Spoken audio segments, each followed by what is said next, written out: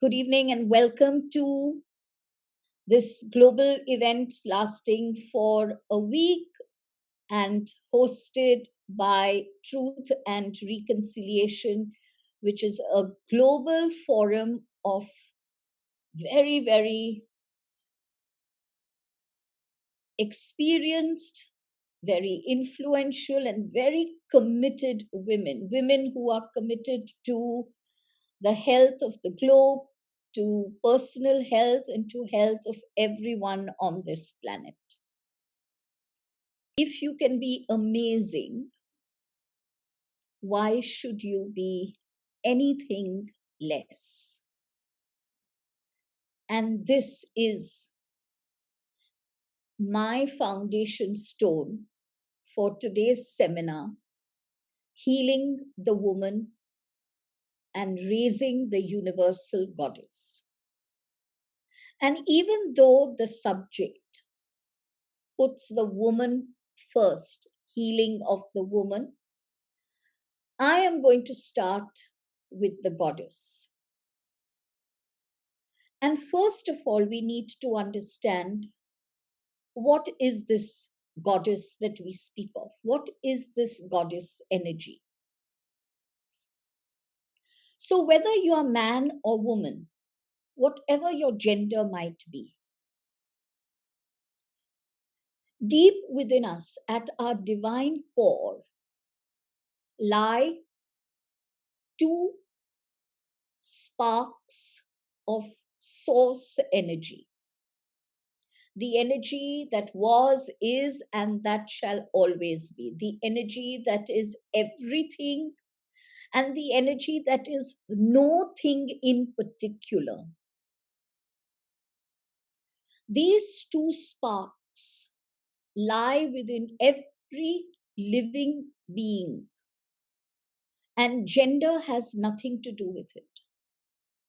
One such spark is what we call the divine feminine, and the other spark is what we call the divine masculine. People have called these two sparks by different names. Some call it yin and yang, some call it Shiva and Shakti, some call it feminine and masculine, some call it God and goddess. So the goddess energy is that divine spark, one of those two divine sparks that lie within each one of us. And so, even though today's seminar might have more women who are participating in this, this seminar is actually focused for all, irrespective of gender. Because what we are going to talk about today are issues and problems and inner wounds that are common to all, whether you're a man in embodiment, whether you're a woman in embodiment. This spark of the goddess energy lies in every single human being. The masculine spark, sometimes called the Shiva spark, sometimes called the God energy. The masculine spark is earth connected, and it defines every aspect of who we are on earth, what we do on earth, how we behave on earth, how we think, how we emote, how we express, how we relate, how we interact. This masculine energy is also the energy that we use to make sense of things. We have been given a mind so that we can discern, so that we can take in knowledge and make sense of it and then assimilate it. So the masculine energy is also very, very, very important. It aligns very closely to the energy of the sun. And to empower the masculine energy, in case the masculine energy within anyone is weak, they need to work with the sun and harness the energies of the sun. Today, our focus is on the goddess energy. Now, this goddess energy, this spark that is the goddess energy, is that aspect of source energy that is spirit connected. These two work in harmony with each other.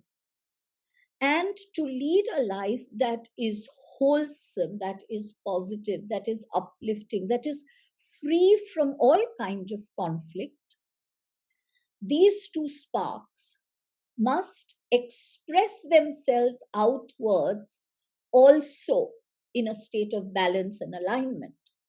You and I both know that our lives are not free of all conflict. Yes, it's lovely to have certain phases in our lives where there is no conflict. But these phases come and they go, and conflict inevitably rears its head. And we are going to kind of see why as we proceed. This feminine force, this feminine spark of source, is what creates in this world. The masculine spark of source is not able to create. What the feminine creates, the masculine empowers and enhances. So you can understand now how important both are. The feminine is very important for creation to continue, for creativity to thrive, for intuition to blossom. But the masculine spark is very, very important because it enhances, it empowers, it supports, and it gives that backbone to the feminine spark. In the world that we are today, when we hear various things, when we read about things in the newspapers, when we hear them on television and on our news channels, we realize that today, more than ever before in this world, there is need of the feminine force. This is not at all to run down the masculine spark of source. That masculine spark of source retains its importance. But what has happened in our world today is that the spark of goddess energy has dimmed. Even those who are in woman embodiment are using their masculine energy predominantly. We use the masculine energy to do, to think, to make sense of, to analyze. And that's what we are doing for large parts of our days. But those few moments, those few minutes that are very, very important to connect to our deep heart energy, to connect to our authentic emotions, to connect to our deep spaces of the inner child. This somehow we either find no time for, or we do this very, very partially. And it is because we do not spend enough time on this, on connecting deeply to who we are, that the feminine force has waned. The spark of source that should be burning radiant like a glow, not only in you, but in everyone around you, that spark has dimmed. But there is a reason for that dimming. And the reason lies in the wounds that we carry. But we'll come to these wounds a little bit later. Right now, let us still focus upon this radiant goddess energy. We've already discussed that the goddess energy lies in both man and woman. It is the energy of love. It is the energy of life itself. The goddess energy is the one that creates, is the one that gives life, is the one that blossoms in nature. And can you really say that it's only the woman who has the energy of love and life? Of course not. So, this energy of love and life exists in both the man and the woman. And if our world is in the state that it is today, we cannot blame one or the other gender, because both man and woman are entrapped in the wounds that they haven't yet healed. We are all entrapped in the wounds that still lie within us, raw and sometimes still bleeding.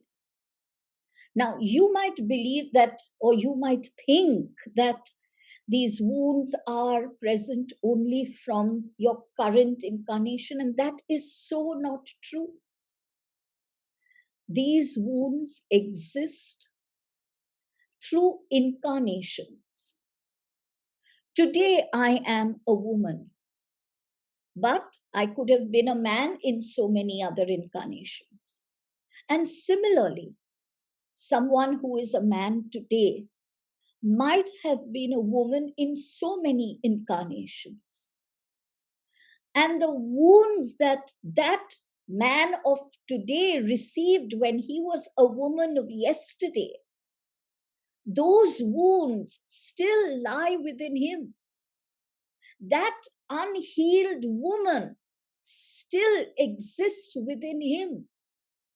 You and I both know that this soul journey is a seamless one. We cannot categorize it in an honest manner by saying, this phase of my life, this embodiment is the only embodiment, this is the only important embodiment. For the soul, it's a seamless journey. For the soul, it's a movement from one space. This body is just a space for a soul.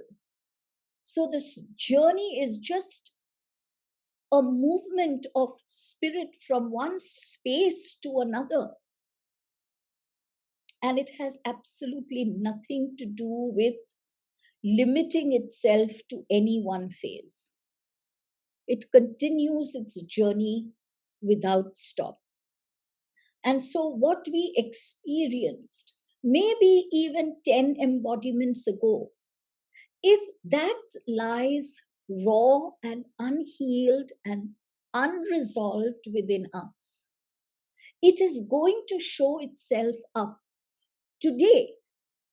And then, whether this space that you call your human form, whether this space is that space of a woman or a man, is immaterial. Those wounds are going to show up.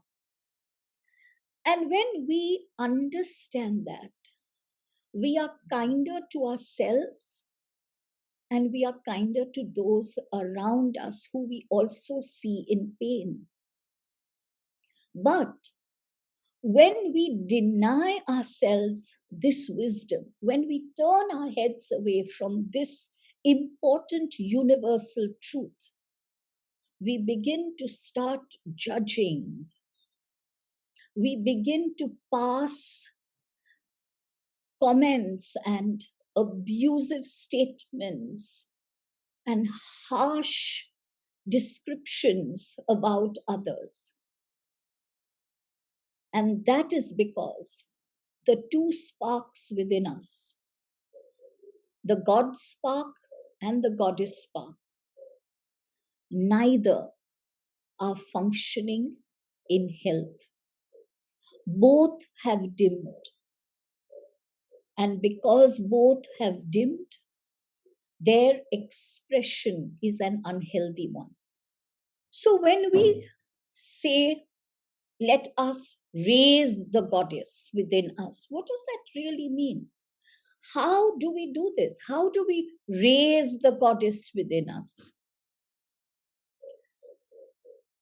From my perspective, The most important part of raising the goddess is to learn to draw boundaries. Now, this seems counterindicative sometimes to people, and they ask me, you talk about oneness, but on the other hand, then you talk about boundaries. How do the two meet? No, they are not opposing each other at all. I recognize that in the bigger picture, the feminine goddess in me recognizes that spirit is one and has no beginning and no end, and that your spirit energy and my spirit energy are in constant flow with each other. But the masculine energy that is also within us recognizes a very important earth truth, because remember, I have said the masculine spark is earth connected. And so it recognizes a very important truth, and that truth is that given that we are in human embodiment on earth, even as our spirit energy has no boundaries and flows seamlessly, our earth energies, our physical energies, our embodied energies have a limit, have a boundary. And this is the boundary. What you touch is your boundary. So when I use the words, maintain your boundaries, learn to draw healthy boundaries, I certainly do not mean that you shun someone, that you isolate yourself, that you separate yourself from all other beings. Not at all. To draw your boundary means to honor yourself, to honor your spirit, to honor your divine, authentic, divine core, to respect who you are, to respect your thoughts, your feelings, your desires, your choices. Does this sound selfish? People tell me that's rather selfish. We're only thinking about our thoughts and our desires and our choices. It becomes selfish when you think about yourself in exclusivity. My choice and no one else's. My desires and no one else's. My views and no one else's. That is most certainly coming from a space of selfishness. And that space of selfishness arises when neither the divine masculine spark nor the divine feminine spark are glowing. When they are both dimmed and get into a state of complete unhealth, that is when selfishness comes up. But when I honor myself completely from that space of the divine masculine spark, from that space of the divine feminine spark, when I honor myself, I honor my needs, my wants, my thoughts, my beliefs, my choices, and my desires, then automatically that self-honor is going to spread itself outwards. And I am going to look at your thoughts and your feelings and your desires and your choices as your honorable right to hold on to them. And when I recognize that you have an honorable right to your choice. You have an honorable right to your emotion. You have an honorable right to your desire and to what you think and what you believe in, because I honor mine so deeply, so passionately. I honor yours as well. And I give you the fullest freedom to express those without judging you, without scorning you, without demeaning you, without bringing you down, without finding it necessary to gossip and tell everyone what I think is wrong with you.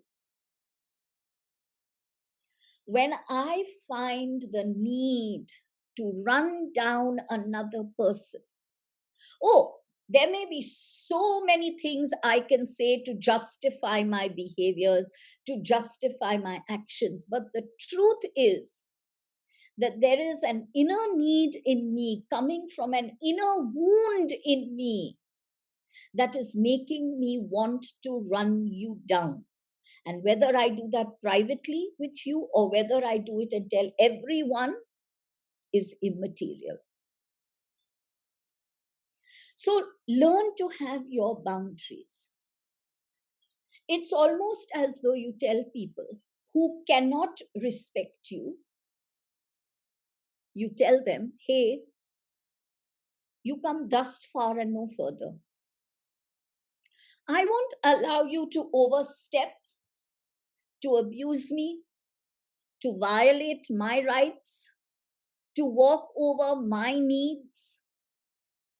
I won't allow you to do that. And if I do allow you, I will recognize that I have given you that permission, and I will not blame you or judge you for that.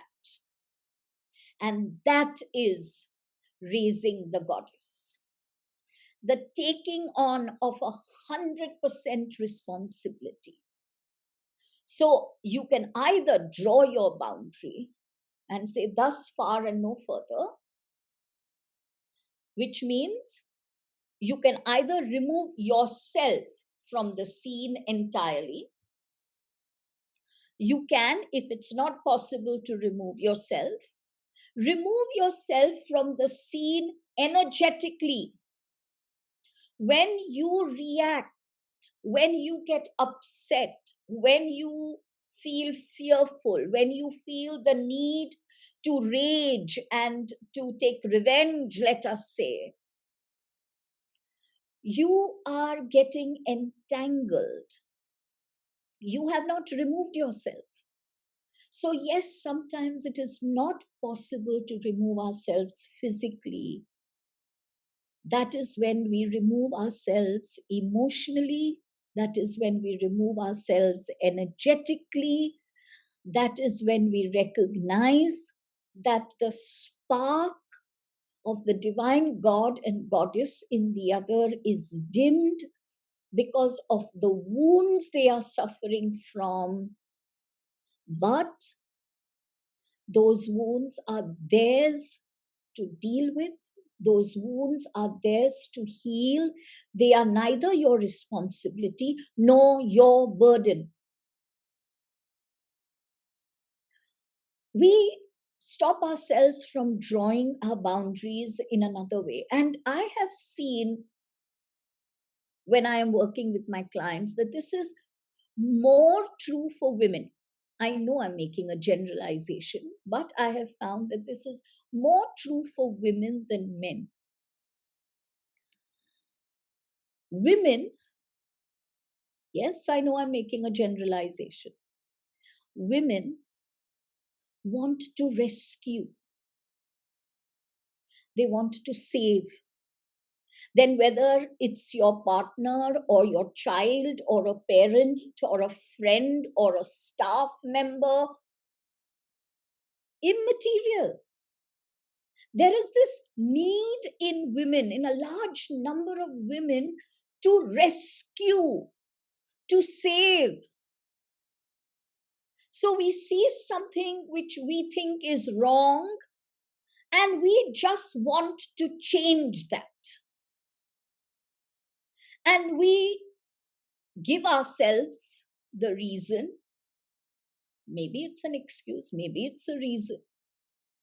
We give ourselves that justification that it's because I love them, it's because I care for them, it's because I don't want them to make a mistake. But my sweet, sweet, sweet goddess, it is not your role to play. It is not. You don't need to play that role. You play the role of the rescuer, of the savior, because you desperately want to save yourself. If you can understand this, you will stop this unhealthy practice of trying to save people, even if they are very, very close to you, even if they are your loved ones. Yes, unless they are very young and absolutely dependent upon you. In all other cases, the wounds are theirs, the healing is theirs, the responsibility is theirs, the burden, if you wish to call it, is theirs. And you draw your boundaries by saying very firmly to yourself, I refuse to rescue or save anyone till I have healed every single wound within me. You can be a savior if you want. You can. But you get that universal right. You get that cosmic right. You get that divine right to be the savior when every wound within you has healed. Not before that. If someone comes to you for help or guidance, let's say like my family does, or my friends do, or my clients do, then my role is limited to that. They've come to me for a suggestion or a direction or some guidance, and I limit my role to that. Then whether they follow it, and that goes even for my children, and I cannot tell you how hard it is for me to remain the goddess when I'm dealing with my children, because that is when the Cancerian mother in me is all knotted up and fighting with the goddess. But you have to limit your role to that. Then whether they follow it or not is not your responsibility. Whether they want to continue being in the rut they are, and you might be judging it as a rut, they may not feel that it is a rut. Again, it's their responsibility, it is their choice. And to raise the goddess means to exercise your choice, to exercise those choices that others may disagree with. And beautiful goddess, if you have the right to exercise a choice that another disagrees with, then another has that same choice. And because you disagree with it, doesn't mean you run head first to try and rescue them from that choice. So that is the most important part of raising the goddess. As soon as you've learned to draw your boundaries, everything else follows. Then you know when to say no and how to say no. So clients will come to me and say, but Elle, stuck in this position. And I say, but why? Why did you get into that position? Oh, Elle, I didn't know how to say no. How can I say no? This person is so close to me. I love this person. This person relies on me. How can I say no? Okay, you've said yes. Now, be the goddess that you are and don't complain. But if you have said yes when you want to say no, or you said no when you actually wanted to say yes, then you have not been able to draw your boundary. So develop that confidence in yourself. But even more important than confidence, develop the honor in yourself. Develop the love for yourself, which makes you instantly connect to your core, and you know whether you want to say yes or no. And that word that comes out of your mouth is an authentic response. It's not a conditioned response. It's not a response that is coming from need or from greed or from shame or from guilt. It's coming from your authentic place as a goddess, because you value yourself. And if you have to say no, because one of your choices is important for you, then do not feel guilty about this. For me, successful women are those who may be leading industries and organizations, and who at the same time are wonderful mothers, but they have the courage to say, I will pursue my career, but I will ensure that my child is also looked after. Those are women who are goddesses. They are not ashamed to say that my career, my work, my profession is as important as my partner's, because they value themselves. So use your voice in an authentic manner. Each time you speak, ask yourself, is this the goddess speaking, or is this the wounded woman who is speaking? Ask yourself that question. I have gone through this year after year after year. And if you ask me, Elle, have you healed all your wounds completely? My answer is a very emphatic no. Because the wounds lie so deep, and the wounds are so numerous, and the wounds come from so many lifetimes. Don't get impatient and don't say, but when will it end? It will end when you breathe your last, when your spirit is freed from your body. And then you will still have some wounds left over, which spirit will say, another time, another space. The goddess does not always want to make a good impression. And ask me about that. There are days when I am very, very difficult. Ask my family, ask my friends. They'll tell you the truth. There are days when I am very difficult. There are days when I am judgmental, when I am intolerant, when I am impatient, when I am irritable. And then there are days when I am kind and compassionate and oh so patient that I surprise myself. And both aspects are me. Both aspects are me.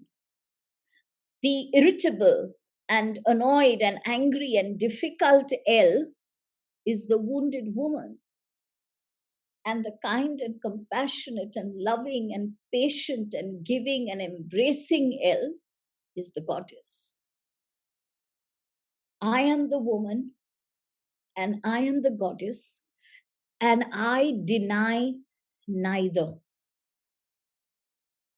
And to be the goddess that you are, you must deny neither.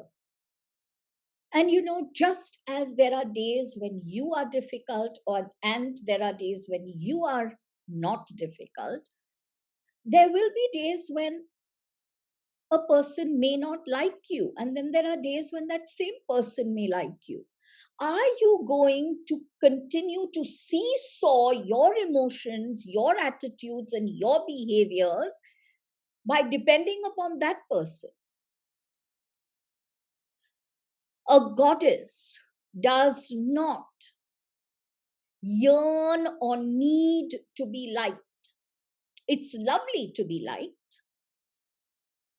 but I don't need to be liked. And why do I not need to be liked?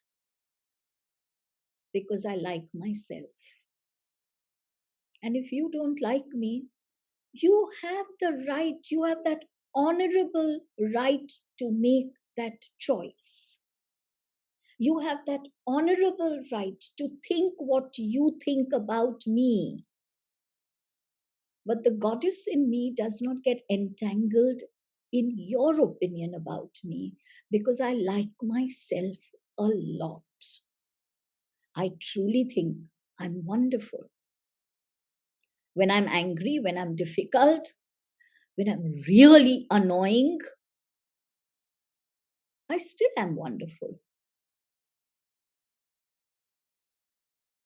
Look around you, and whether you live in Asia or you live in any other part of the world, you don't have to walk very far before you come up to a temple. And many, many, many of these temples have altars that worship the goddess. And especially in India, where I am from, these temples abound, as they do in so many different parts of Asia, celebrating the goddess, worshipping the goddess. But sadly, it is only that stone goddess that is worshipped. The living goddess is undervalued, disrespected, dishonored, abused, violated against. And now you are definitely thinking all of this is happening because of the men. Do you know how many women there are who run down other women? What about that odious classic example of the mother-in-law, let us say, running down the daughter-in-law instead of empowering her? What about that classic example of women co-workers talking badly of another woman who gets a promotion when they don't? And so, of course, she's gotten the promotion because she's sleeping with the boss. So, whether man or woman, the goddess who is worshipped is in stone form. The goddess who lives in flesh, who has blood and bones and tissue and plasma. There's no honor for her, or very little honor for her. And you'll ask yourself why, and the answer is very simple. Are you able to look at yourself in a mirror? Are you able to look at yourself entirely nude in a mirror without judging yourself, without thinking, oh, my thighs are so big and my face is so this and my body is so that and my breasts are sagging? Are you able to go out and enjoy yourself when your partner and your child are at home without feeling any sense of guilt? There are so many of these instances I could give you. And if you're not able to do that, do you really believe that you yourself are honoring this living goddess? And if you don't honor that living goddess, then everyone around you who is only a mirror of who you are, they are not honoring the living goddess either. But let's take these goddesses in our temples. Let's really talk about one who is truly one of my favorite goddesses, and that is Ma Kali. She is known for her anger and her ferocity and her ability to fight against evil, to even kill evil. And we worship that about Kali. We worship this, which sometimes people call the dark force of Kali. But my God, if a woman should raise her voice and speak,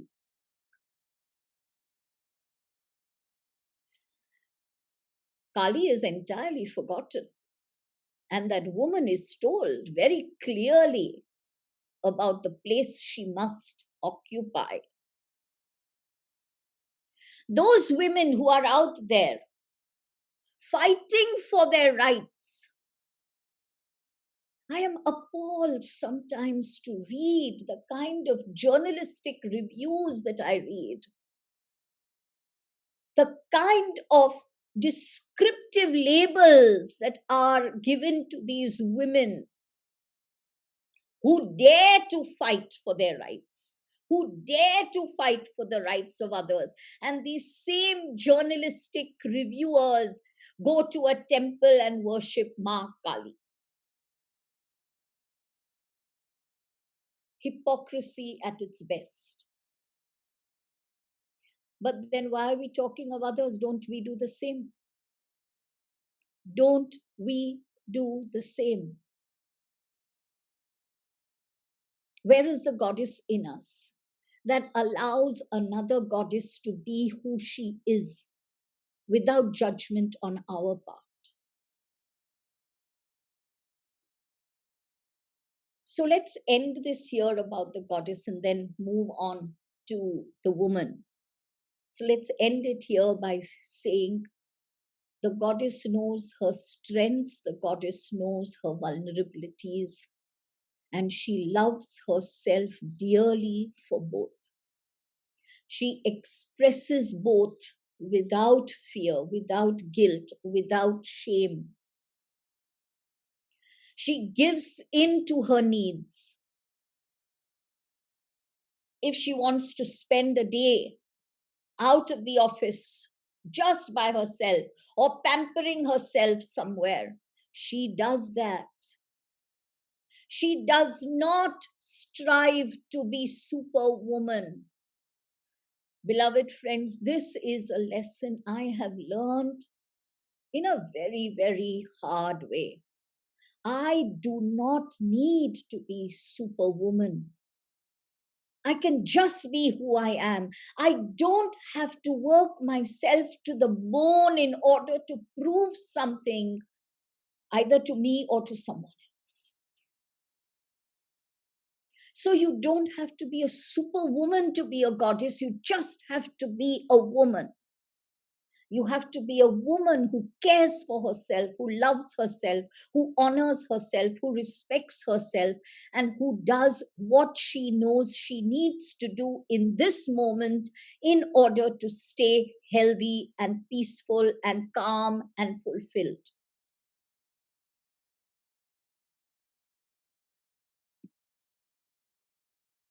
So we come to the woman, and we've already seen that the goddess is not able to express her goddesshood because the woman is wounded.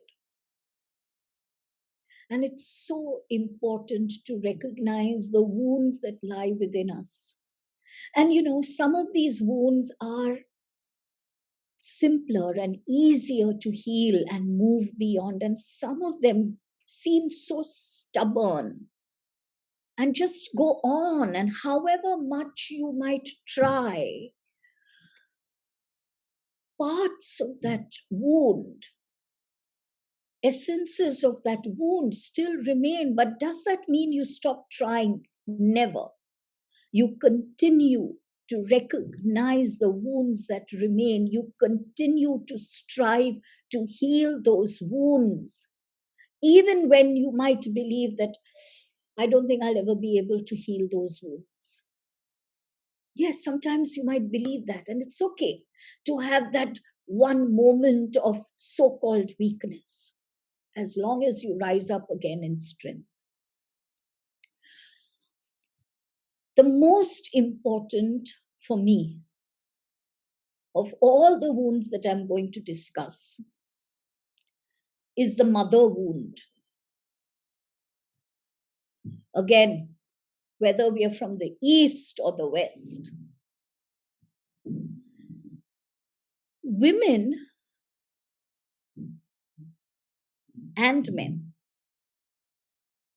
somehow believe that the sacrifices to be made, whether it is for the partner, whether it is for the family, whether it is for the in-laws, whether it is for the children,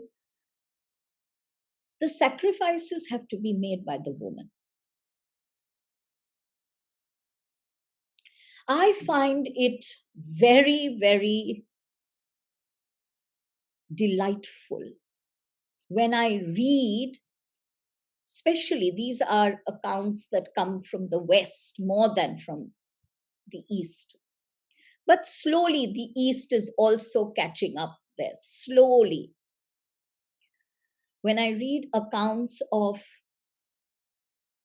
the male partner who says, hey, I'll stay home and look after the home and the kids and the dogs. You go out and follow your dream. Are there a lot of them? Maybe not as many as we'd like. But there are enough men whose inner goddesses are alive. There are enough men whose inner goddesses are alive, alive enough to recognize the goddess in their female partners, in their wives, in their mothers, in their sisters, in their friends, to say, go ahead and follow your chosen path. And if you have such a partner, such a man in your life, hold on to him.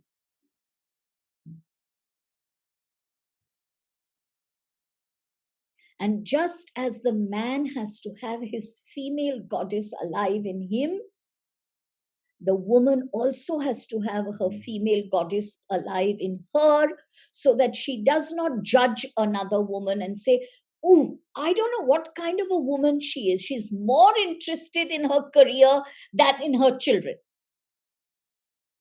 She comes home at 10 o'clock. She doesn't even wake up to make the lunch box of the child that is given to the nanny. And my question is, so what if a nanny packs a lunch box?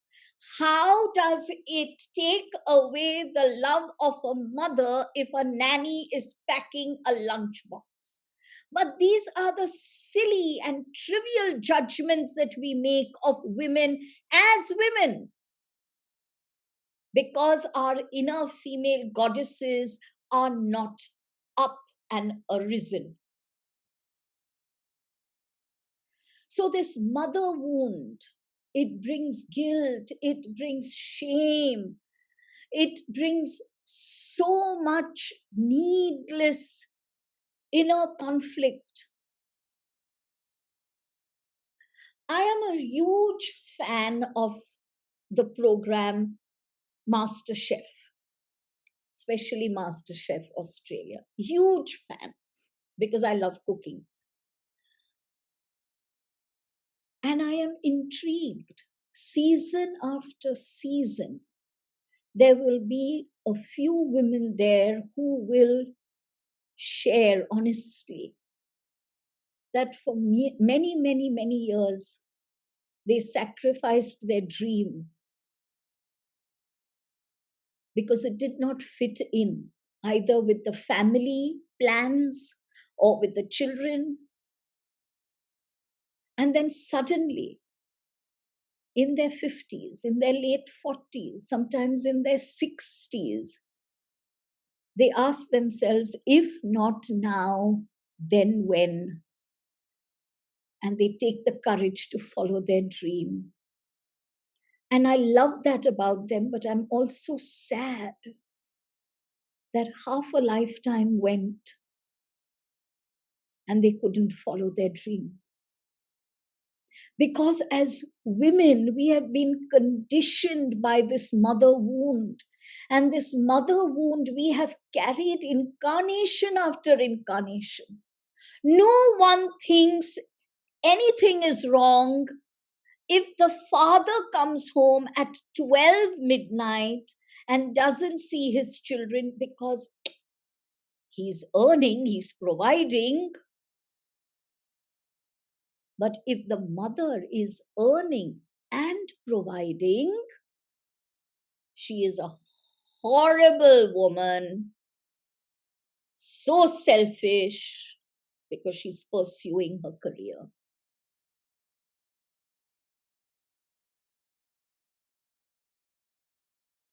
You and I have to release ourselves and our daughters and our other women friends from this mother wound.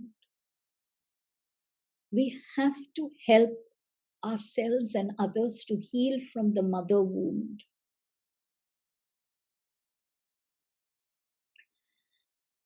Then comes another wound, and that is the wound of rejection. The woman has felt this rejection in so many ways, and it's not only about a man rejecting her and opting for another woman. That's only one of the ways. Think of the young girls thrown into garbage bins. Think of the female fetus killed before it has even seen the light of day. Think of the shame the mother feels when she gives birth to another daughter.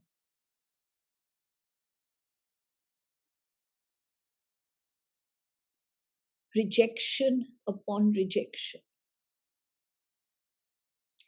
There's this young girl who comes to me. She's brilliant.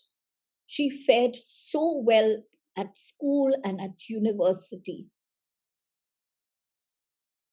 Really created a name for herself. And then she wanted to start her own business.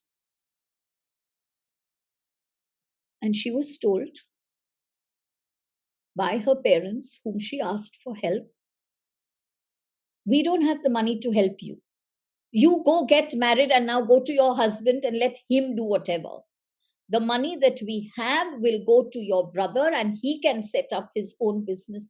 But the brother doesn't even want to set up his own business. He has no business acumen. He has no business interest.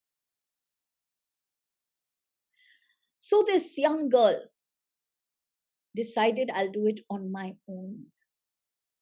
And she left her hometown and went to a large city with very little in her pocket and made a name for herself. Rejection after rejection. The girl somehow is just not good enough in the eyes of some people. And when you and I, as women, we hear this often enough, somewhere we begin to believe it. And when we begin to believe this, it leads to another wound, and that's the wound of deservability. I don't deserve. I don't deserve to be rich. I don't deserve to be successful. I don't deserve to be loved. That all is for the man. It's not for me. And then there comes a time when they'll give me a call and say, every time I go for an interview and the interview goes so well, and I come to that very last stage and I don't get the job. Someone else gets it. Why? Why does it happen to me? And the answer is because you intrinsically, you feel you don't deserve better. Because you've been rejected at so many levels, so many times. The inner child within you has grown up with a belief that I just don't deserve better. I don't deserve more. I must be satisfied with what I have. It is not womanly to ask for more, to demand more, to expect more. I must be satisfied with what is given to me.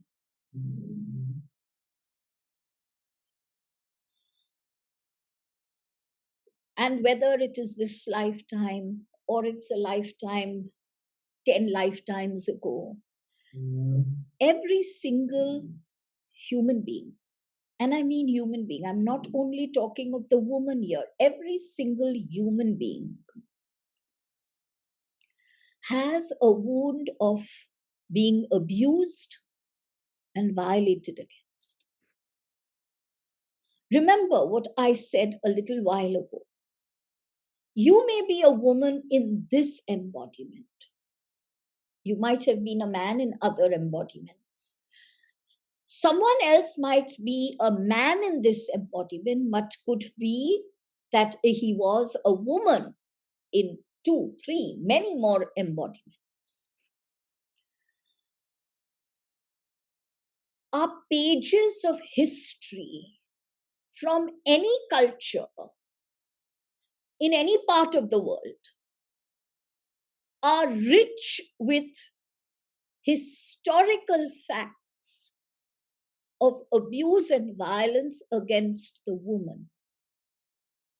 If you grew up in some kind of historical region that you were subjected to that abuse and violence, and you have not healed that wound, you still carry that wound within you. The wound of abuse and violence. Now, how does this wound express itself? It's intriguing how this wound expresses itself. One way that this wound expresses itself is by desiring to hurt others. It's almost an inner urging. I have to hurt someone else because the inner pain is so deep, even though I don't even know sometimes that it's there within me. That inner pain is so deep that you have to hurt someone. So there is this inner compulsion to abuse and violate another. And there is a diametrically opposite expression of this wound, and that is, let me hide. Let me never be seen. Let me never be heard. Let me hide my very existence so that I am not abused and violated against anymore. And so you can have this person with this wound of the woman within them, whether man or woman, who will not desire to be in the limelight, who does not want to be a leader, who will not be ready to opine about any subject, who wants to remain the wallflower, who is very scared to to speak up. So this abuse and violence, very strong wound that needs to be healed. There is a very common wound of the wounded woman, and that is not being heard and not being allowed to speak.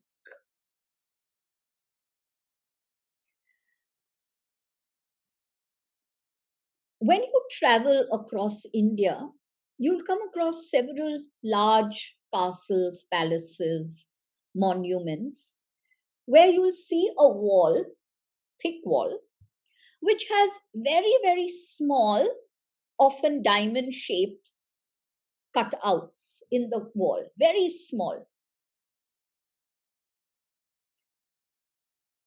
The women in that historical period were asked to live behind that wall.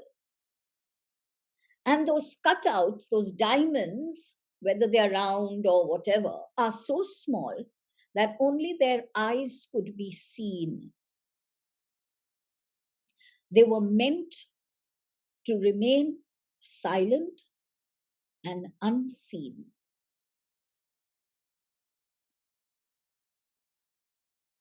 And this is just one example that I'm giving you.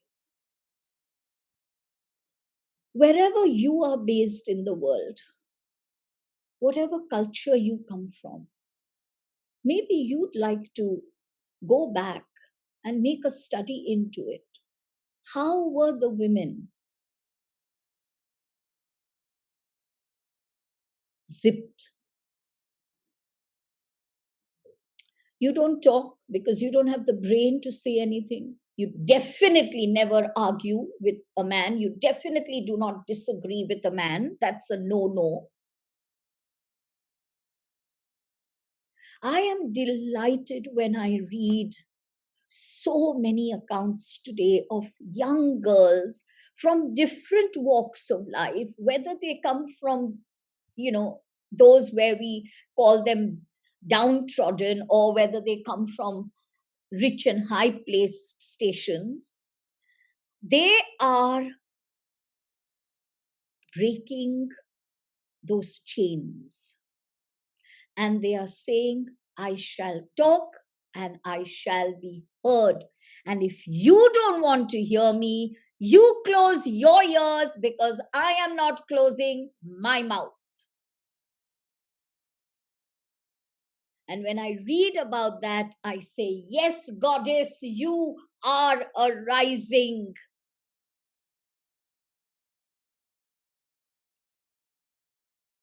I love it. I love it when the so called roles played by men traditionally are taken over by women. Women are entering every single workplace and showing they're somehow a little better than the men.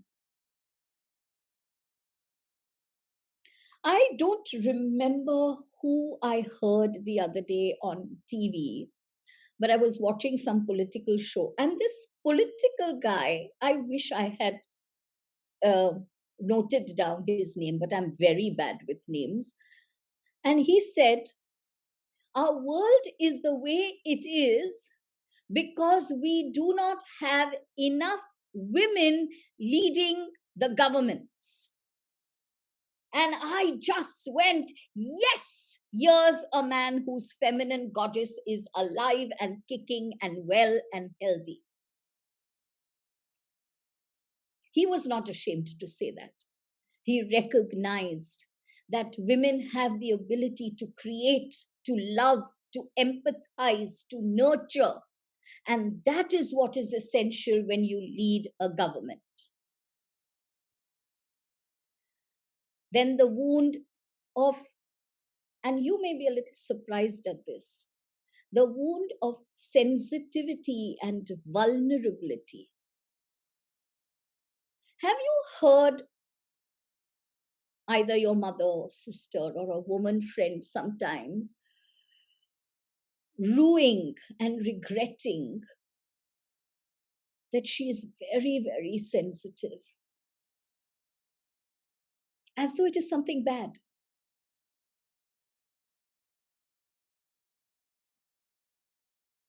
I find women I don't want to show that I'm vulnerable. I want everyone to know I'm strong. Oh, you're looking at the number one culprit. I said that many, many years ago, and I lived my life like that. I don't want anyone to know I am vulnerable. Till I grew up, till I allowed the goddess to rise, and I asked myself the question, L, why does vulnerability scare you? And my answer was, people will think that I am weak and I shall be abused. And I realized I don't know when, because it's certainly not in this lifetime. I don't know when I received this wound of abuse, but it is alive. And I began the process of healing that wound so that I could allow myself to be sensitive. I could allow myself to show my sensitivity. I always was sensitive, but I did not feel anymore. I do not feel anymore that sensitivity and vulnerability are weaknesses. Today, they are my greatest strengths. And all of us women, because the feminine is about nurturance and empathy and compassion and kindness and love. If we fight against our own sensitivity, if we fight against our own vulnerability, how will we ever allow the feminine to arise? How will the goddess awaken? So, this sensitivity and vulnerability is a wound that we carry. We carry these wounds with memories that sensitivity and vulnerability brought their own punishments. They did not bring any rewards, they brought to us punishments. And that is why today so many women want to fight against that sensitivity, want to fight against the vulnerability. Vulnerability is not weakness. Vulnerability is your ability to connect to pain, to feel pain, to empathize with pain, to express your pain, to understand someone else's pain. That is vulnerability, and that is a strength.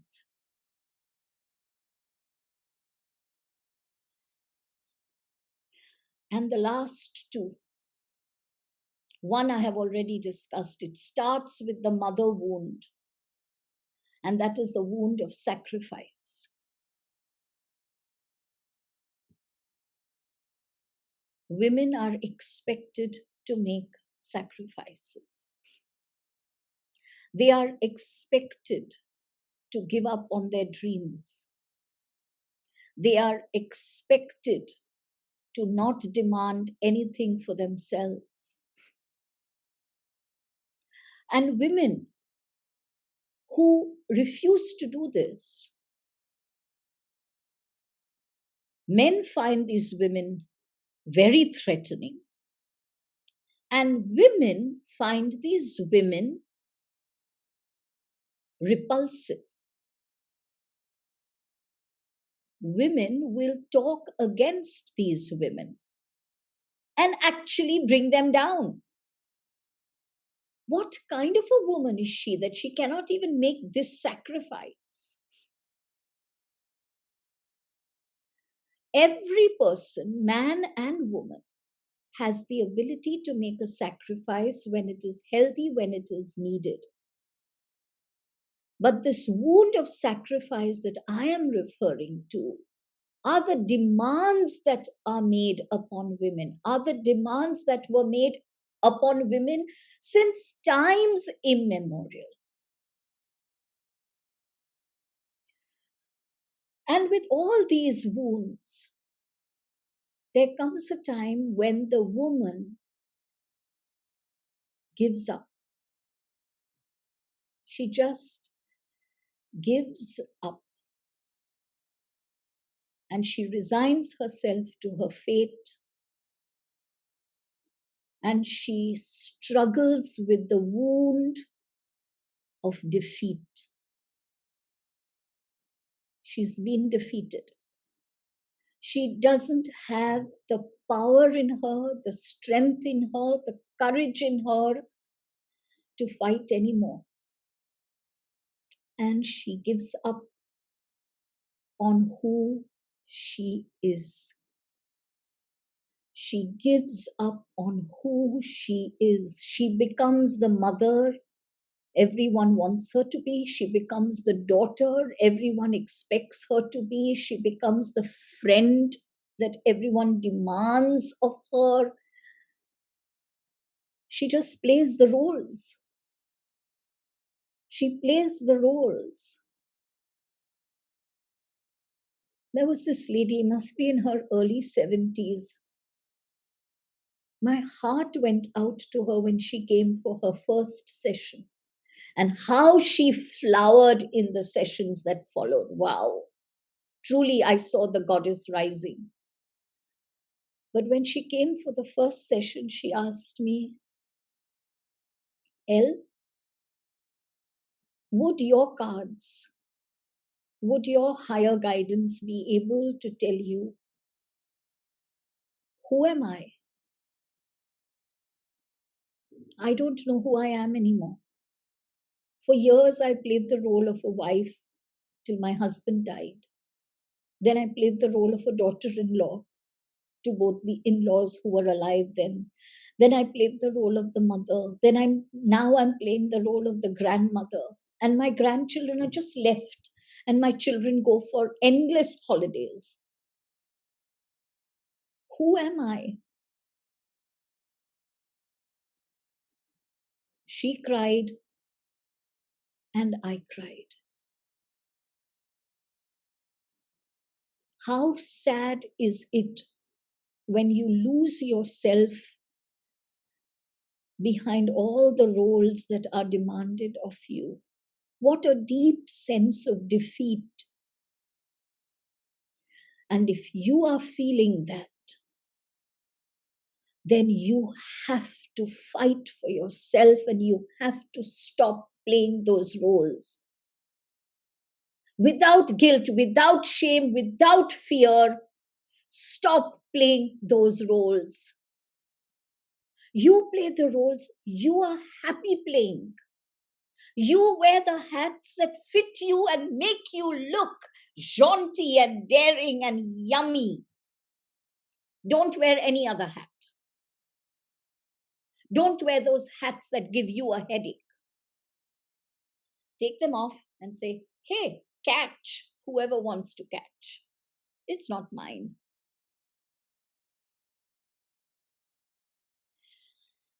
You have heard these wounds. Whether man or woman, We all have these wounds. We have maybe a large number of them. We have maybe one or two of them. But remember what I said, even one wound stops the goddess from rising to her full potential. And when we fight for ourselves, we are actually fighting for the goddess. And when every person in this world fights for the goddess, overnight we shall have a world that is a better place. Overnight we shall have a world that is a better place, where the goddesses walk out of the temples and into the homes of all. And the goddesses look back at the temples and say, really? You want me to stay there? Hey, I want a home. I want an office. I want an army.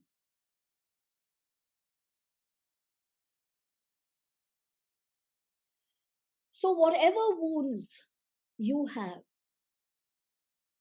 in the meditation that we shall now do, you can do this meditation every day if you wish. Do it sometimes if you wish. Again, you decide. You decide. But let's do the meditation together. The collective force of the meditation shall bring forth with greater strength the goddess energy that lies within us all. So take a very comfortable posture. I recommend that you sit, but if you are uncomfortable sitting and you would rather lie down, of course you can do so. And if you're sitting, sit with your back straight but not rigid. Don't be uncomfortable in any way. Because when you are physically uncomfortable, you are unable to focus your energies upon your intentions. And today, before going any further, let us close our eyes and create this collective intention to heal the woman and raise the universal goddess.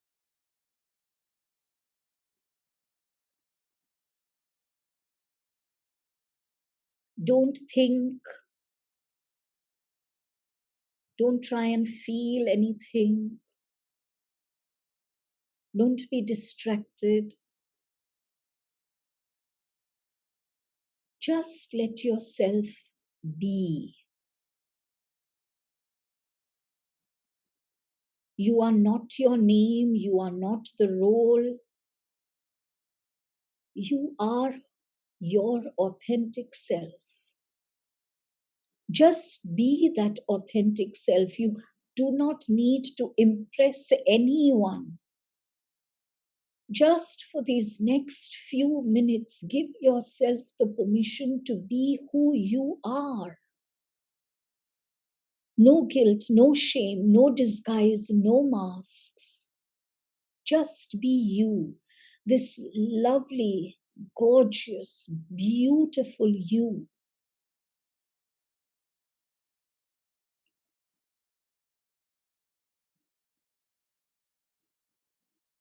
To encourage yourself to be. Allow your full intention for the moment to be upon your nostrils. Let your intention of heal the woman, raise the goddess, be the impelling force that drives your attention to your breath, this vital part of you that helps you to be the living goddess that you are. Breathe in and out slowly and rhythmically. Set your own rhythm. You do not need to follow anyone's rhythm, whether in a meditation or in life. Set your rhythm and follow your rhythm. A rhythm of deep breathing where your breath enters your throat, your chest, your solar plexus, and your belly. The in-breath enters the womb. That is the honor of the goddess, the honor of the woman, the region of the womb where the goddess reigns. Let your breath reach the throne of this goddess.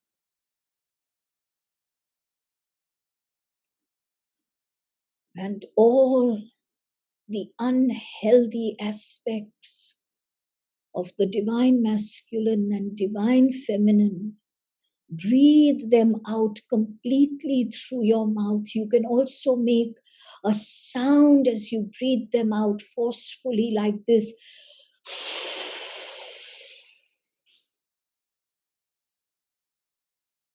Breathe in. Reach the throne of the goddess in the womb region and breathe out the unhealthy air.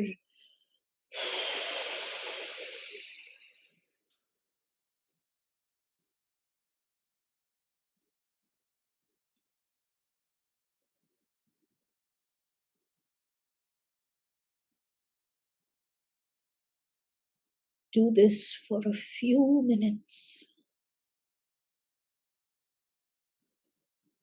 With your in-breath, connect to the goddess.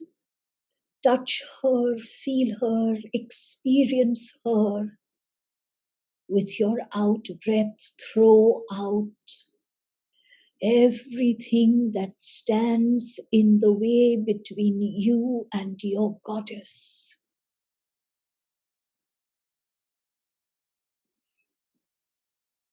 Breathing in, deep and slow and rhythmic. Experiencing who you are. And breathing out everything that you are not. Breathing out the demands made upon you, breathing out the expectations that you are burdened under, breathing out the masks and the disguises, breathing out the roles that you are so tired of playing. Breathe them out.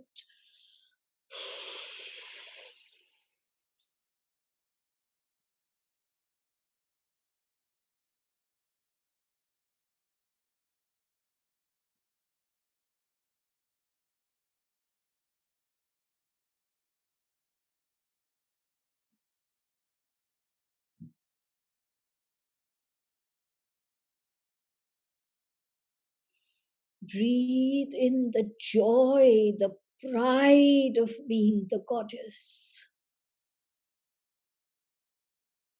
Let that joy and that pride touch the throne upon where you, the goddess, are seated. And breathe out the guilt and the shame. It is not yours, it is not yours, it is not yours. Breathe it out.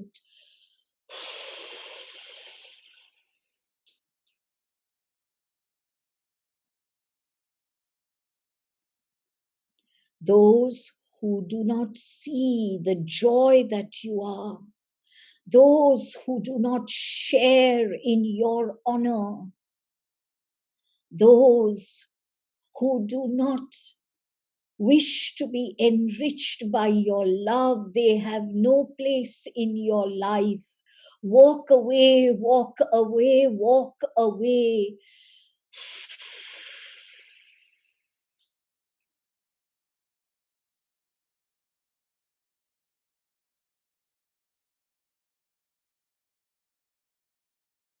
Visualize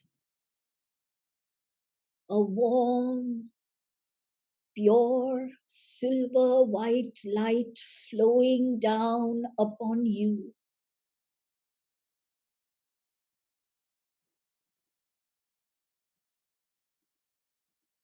A shower of silver white light pouring down upon you, healing you, embracing you, relaxing you. You deserve to have this warm light. There is no sin that you have committed that takes away from you the divinity of who you are, the power of who you are, the honor of who you are. Let no one claim that you are sinned. Breathe that out.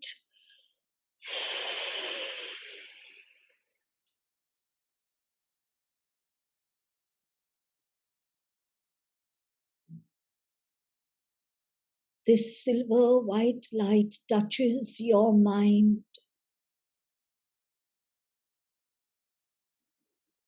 The wounds have created thoughts and beliefs that disempower you. The silver white light heals your mind. Give it the full permission. State clearly, I allow you to unclutter, to cleanse, to banish completely all thoughts, all beliefs that disempower me, that make me blind to the feminine goddess that I am, that I am, that I am.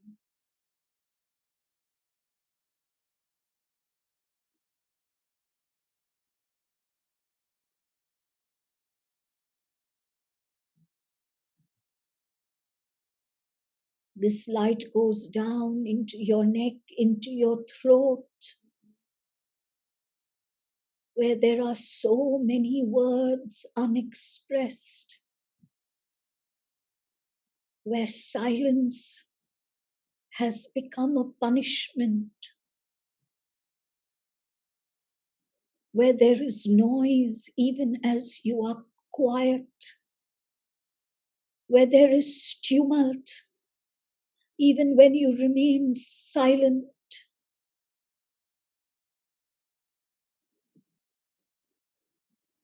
Give the silver white light the permission to heal the tumult, the wound of remaining silent, the wound of not speaking, the wound of not being heard.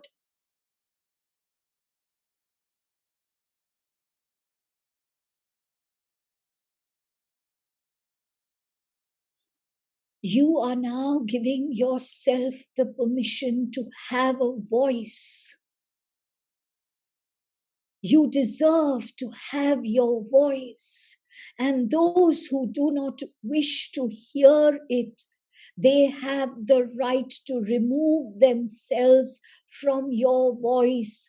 But you must not silence your voice again. Honor your voice, honor your truth, honor your expression. The goddess must speak, the goddess must express. She refuses to be suppressed and repressed anymore.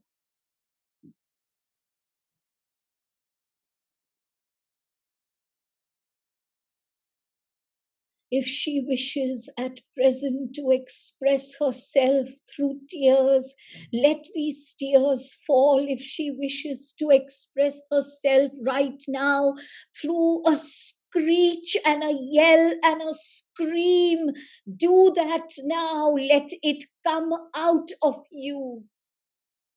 Let the world hear you. Let the world hear your torturous wounds that have kept you quiet. The silver white light heals your throat and heals your neck.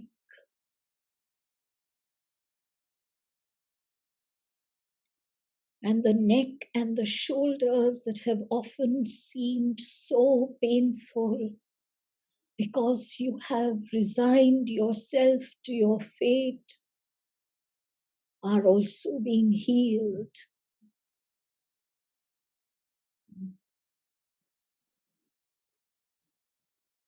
And the light goes down now to your chest and to your heart.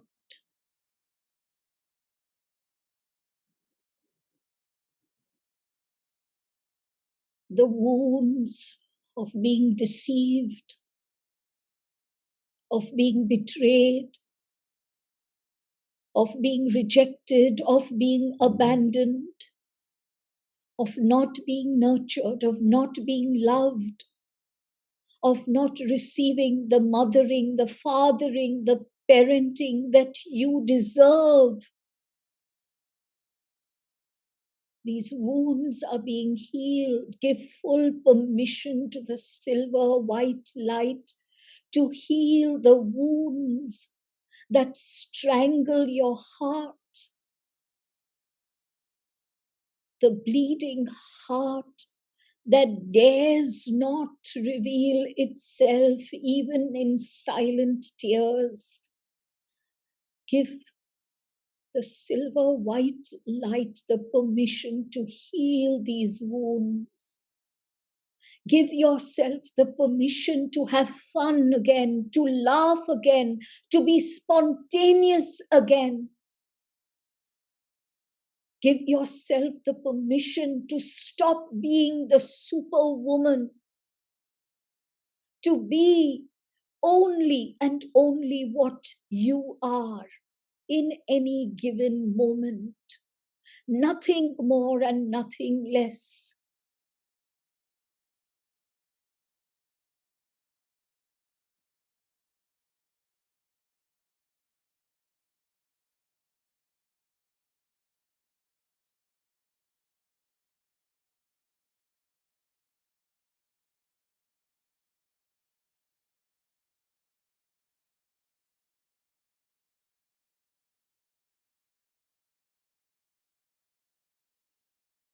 The silver white light now goes into your solar plexus chakra and makes you rise in your power, so that you stop apologizing for who you are. You stop justifying yourself.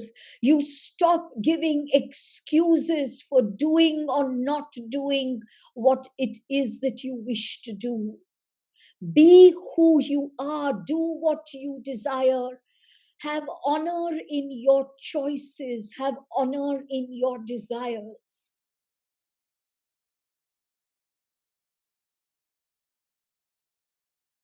Respect your honorable right to be who you are, to be the goddess that is your divine right.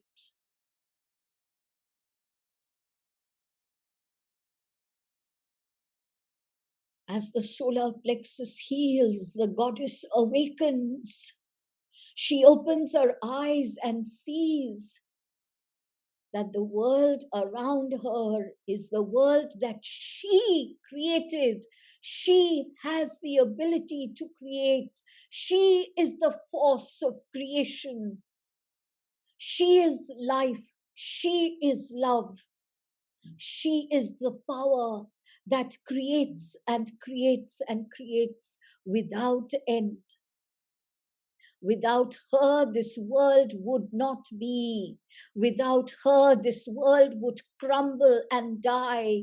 The goddess opens her eyes and sees this truth, appreciates this reality, is joyous, delights in this reality as the silver white light heals the wounds of lack of self-worth, lack of self-honor, lack of self-faith, lack of self-confidence.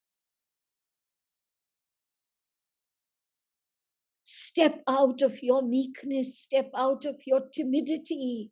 There is nothing that you can fear except not being who you are. No one has the right, no one has the ability to make you believe that you are anything else but who you are. And if you do not know who you are, ask, demand, command of the silver white light that it bring this divine wisdom to you now, now, now, so that you know who you are. You are not the roles, you are not the masks, you are not the wounds, you are not the disguise. The silver white light opens the cosmic bottle through which streams the divine wisdom of your authentic self.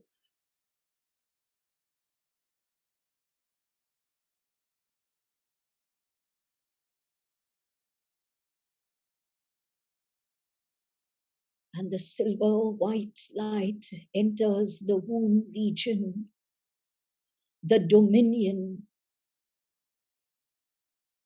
of the feminine goddess.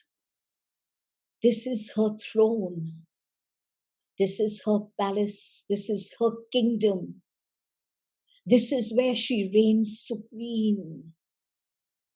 And however strong the masculine might be, the masculine can never enter this kingdom.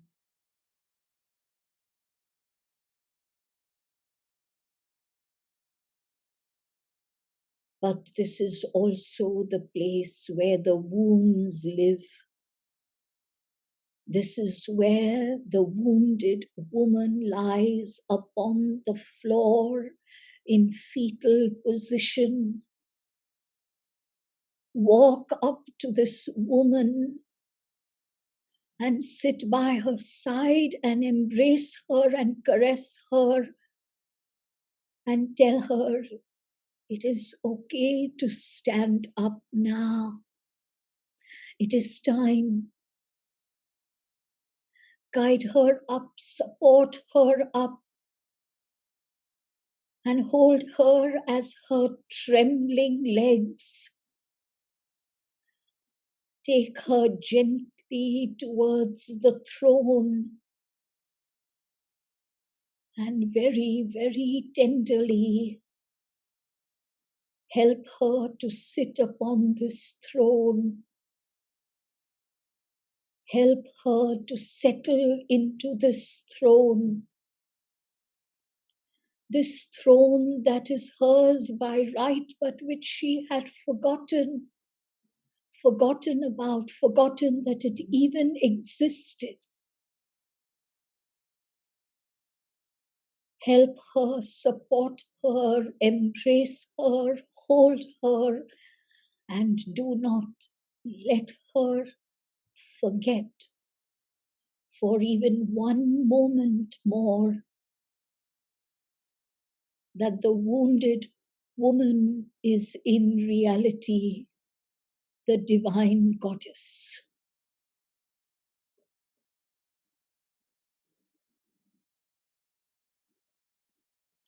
And as the pure silver white light reaches the vagina, the supreme expression of womanhood,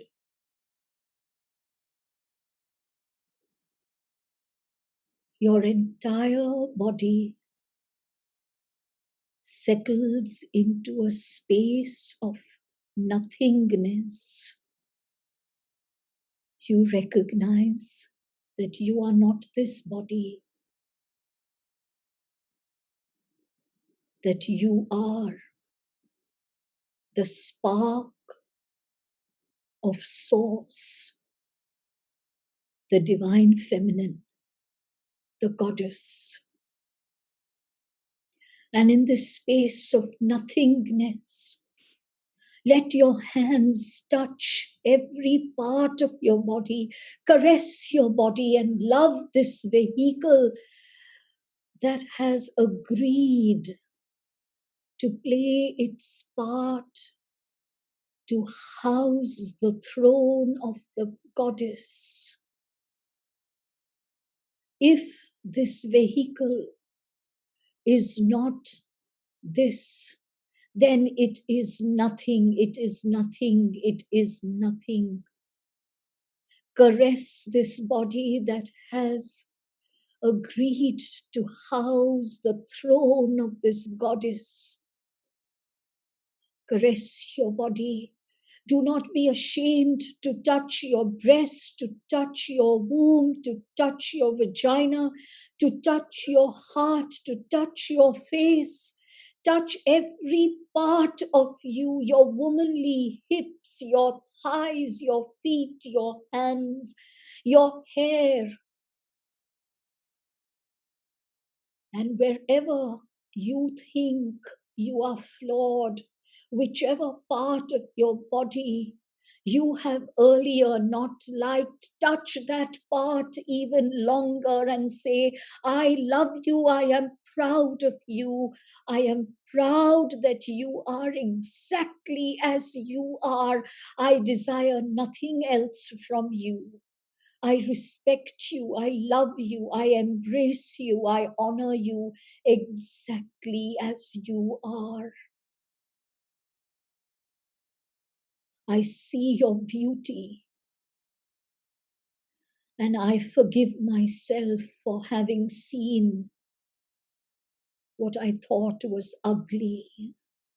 I forgive myself for this ignorance. I forgive myself for this blindness. My vision is now open to my beauty, inner beauty, outer beauty, the beauty of my body, the beauty of my mind, the beauty of my heart, the beauty of my soul. I am awake. I am awake.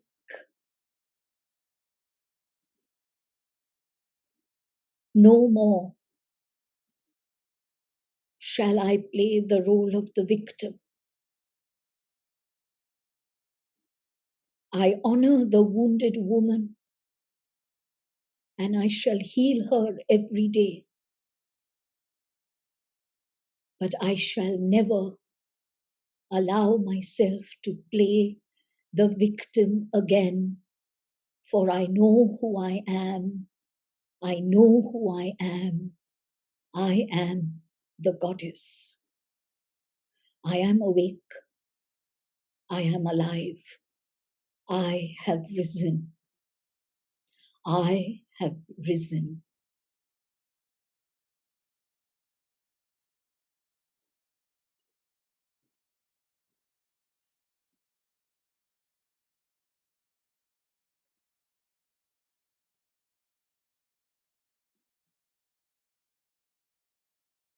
And before we end this meditation, we shall chant these switch words together. The greatest wound of the woman is the wound of rejecting her authentic self, is the wound of rejecting her goddesshood. And this wound we shall heal by giving ourselves the collective force, by chanting aloud together. Reverse womb be. Reverse